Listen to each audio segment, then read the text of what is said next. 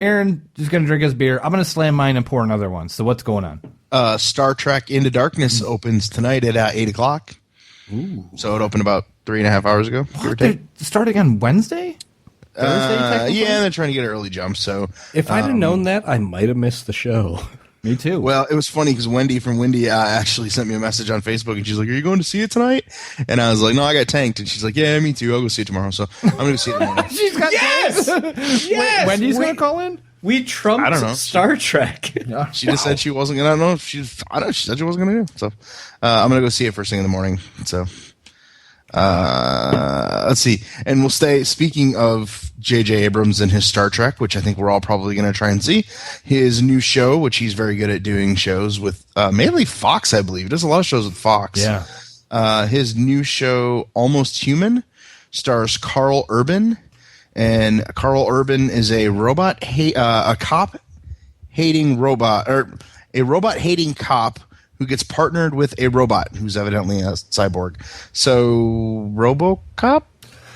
Kind of. And maybe the chat room can chime in on this. And there was an 80s show back in the day that dealt with this exact same thing, but the female robot police officer that it was a girl, and said in this version it's a guy. But the interesting thing is they have the writers, they have the whole team from Fringe, basically. Weinman is one of the directors and writers, mainly a writer, and he's part of this. Basically, it's the whole Fringe team. This is what they're doing now, is Almost Human, the show. So I'm very interested, and it might fill that little void in my sci-fi cop realm of TV that I want back so badly. You have a sci-fi cop void? I do. Okay, sure. Fringe was amazing. Real quick back to our anniversary. My wife got me the 5th season. I have the entire collection on Blu-ray of Fringe. Seasons cool. 1 through 5 now. I actually asked to borrow that, but I don't have a Blu-ray player. Well, the new Xbox is going to be having a Blu-ray player in it, so there you go. Don't you have a I thought you had a PlayStation. Oh, you just have an Xbox, not a PlayStation 3. I have an Xbox. They gambled with HD DVD, if we remember correctly. It wasn't that. Right. It's the fact that Xbox games are better than PlayStation games, and we were initially buying it as a gaming platform. Sure. And I say we because I have a roommate who went halfsies with me. Right. That's debatable, but okay. No, I have a roommate that went halfsies with me. Okay. I find it interesting that Carl Urban is doing a TV show, though. Yeah. He's he's a movie actor. He's not really known for TV at all. Well, he's not known for TV at all. So, Carl Urban, for anyone who doesn't know, he's Bones in the new Star Trek, and he was Judge Dredd in the movie Dredd, who if you have not seen, go see. That movie is very good. So that's kind of interesting. I'm looking forward to seeing that. That'll be cool. And sticking with TV shows, the trailer for the Marvel spinoff S.H.I.E.L.D. hit, the 3-minute trailer, and that show looks awesome. Brought to us by none other than the great Joss Whedon, so it'll be freaking phenomenal. It looks really good. Yeah, and it takes place after the Avengers, so everyone was like, well, then how is Agent Coulson still alive? Well, evidently, that's how we get to security level 7 in S.H.I.E.L.D. So watch the trailer. Is it Phil? Is that his first name, Phil, right? Yeah. Yeah. He was one of my most favorite characters. He was, in all the little cameo spots that he had in all the films. Yeah. Why are you? What's the smirk about, Aaron? You just look. I just start talking, and Aaron's like, he's talking again. I've been drinking. But I smirk at everything. He seriously was one of my favorite characters. So when he died in the Avengers, it was like, oh my god, fucking Phil. Are you kidding me? So evidently he did not die. Yeah, because this is post Avengers, right? Yeah, and there's a couple familiar Whedon faces in there. J. Augustus Richardson has a character in there. For anyone who watched Angel, he was the character Gunn. Mm-hmm. And I loved Angel, and I'm a big fan of his character in Angel. So it'll be really cool to see what he does, and if I'm assuming he's in more than just one episode. So I don't know, man. It'll be kind of cool. I'm kind of psyched to see it. I'm really excited. It'll be on Tuesdays in the fall. Yeah, on ABC, which is on ABC. That's weird. Usually Fox does all the sci-fi stuff. Disney owns ABC. There you go. So Disney happens to own Marvel. That show will get a longer run. Will get a long run. Whether it's good or bad, it will get a run because Disney will run with it just based on the fact that it is what it is, and they're trying to push that catalog of stuff for a long time. So, and then also look for a version of Alice in Wonderland in the fall, similar to Once Upon a Time. So that could be kind of interesting. Is there any more information? I saw that glazing over some of the articles and things for to put in the show notes for the week, but I didn't really delve into that. Is there any more information on that? The Alice in Wonderland? No, just that it'll be in the same vein of Once Upon a Time. Oh, all right. So, which should be kind of cool. I like that show. Should be. It's actually, that show's very well written and a lot of fun. And it's funny because they've kind of stayed away from the Alice in Wonderland character in Once Upon a Time, which makes sense because why bring that character in if you're going to use that world in a whole other show? So it'd be kind of cool. And then there's also a Seth MacFarlane show starring Seth Green that's called Dads, and that looks kind of interesting too. So we'll see. I didn't catch any. I didn't see anything on that at all. Yeah, it's in there. You just got to kind of look through it. Right. Let's see. Tom Cruise is coming back for Mission Impossible 5. No one cares. No, that was kind of a big deal because it was supposed to be passed on. The torch was supposed to be passed on of Ethan Hunt's character or of the like to Jeremy Renner. Renner. Jeremy Renner was supposed to take it over. Yeah. So what did Tom Cruise be like? You know what? Ghost Protocol did pretty good. That or maybe Jeremy Renner didn't want it. This shit. Maybe Renner didn't want it. Maybe he's going to do more with Bourne.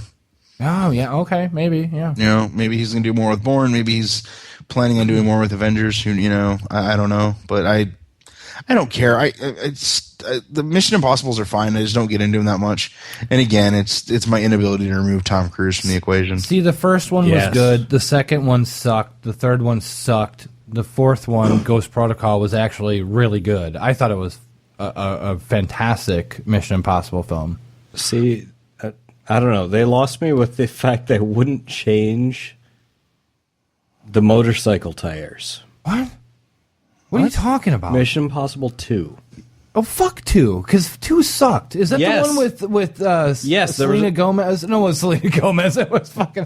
no, there was a giant motorcycle what's the damn chase. Girl's name? Yes, I know what you're talking about, because every other scene switched from And it changed from street tires to dirt bike tires to street tires. It was, and they had that shot of behind the tires. They close-up on the nubbies. So blatant. Oh, it was fuck. Awful. I hate them so much.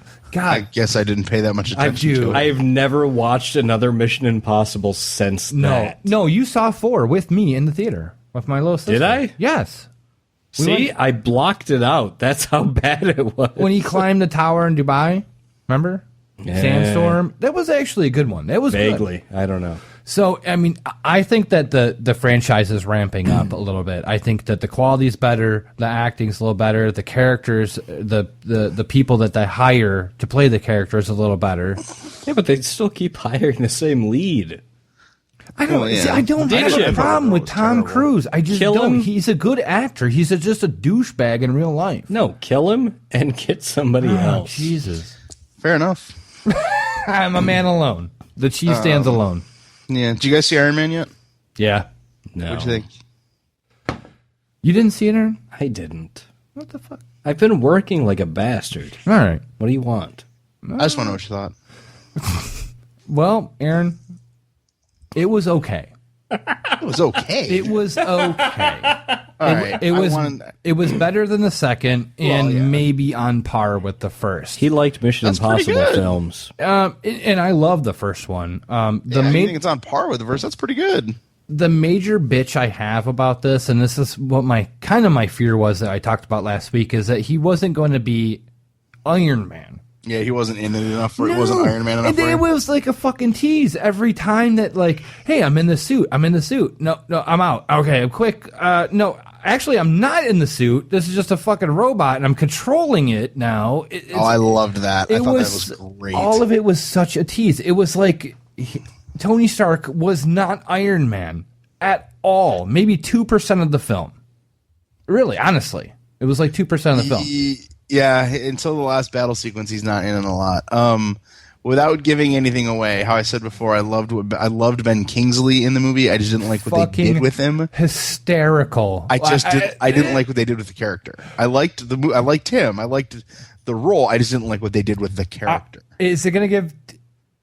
Go ahead. Nobody. There is a twist with the Mandarin character, which you're never going to see coming. No way. And that's all I'm going to say. And it is hysterical. Anybody who is going to see it and sadly should have already seen it by now. Yes, yeah, and I should have already seen it by now, but I just haven't. We're not going to spoil it. No, I don't. Go ahead. No, the we're not. The fanboys are very mad because he's the all-time villain of Tony Stark. Like, a lot of they're mad about that.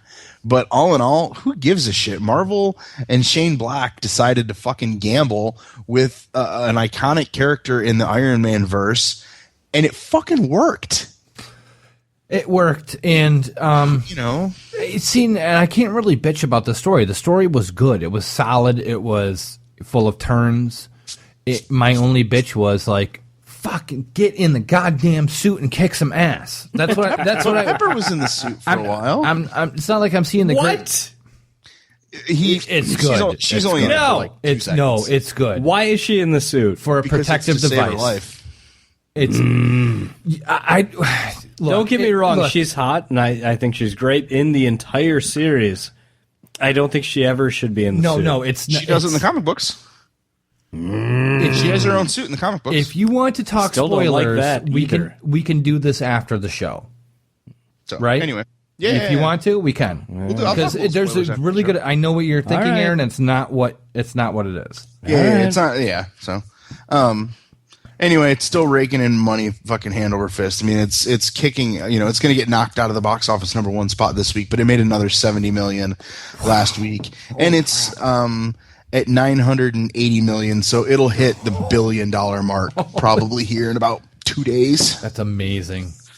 Yeah. Well, good on them. So I mean, it's they're right on Dark Knight. They're right behind the Dark Knight right now. So. My 4-year-old fell asleep. We actually took her.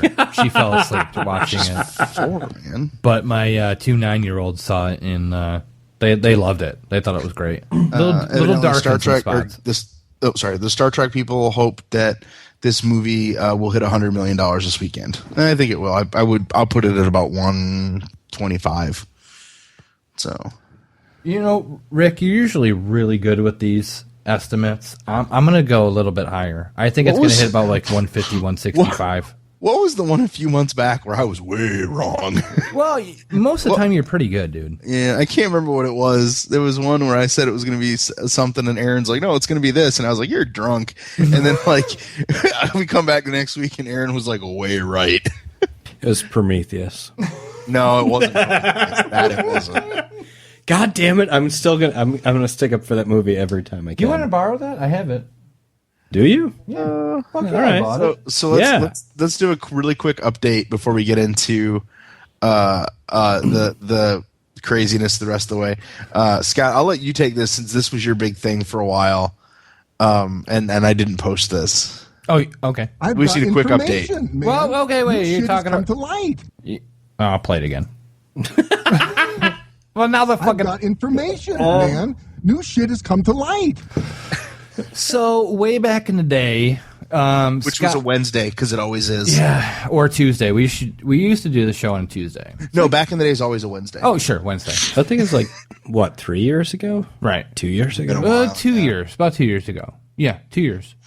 There was a Kickstarter campaign. 2011. It kicked off, and the company ISD, wanted to get a RoboCop statue planted in Detroit, a bronze statue, kind of think like Rocky in Philadelphia, right? I like it.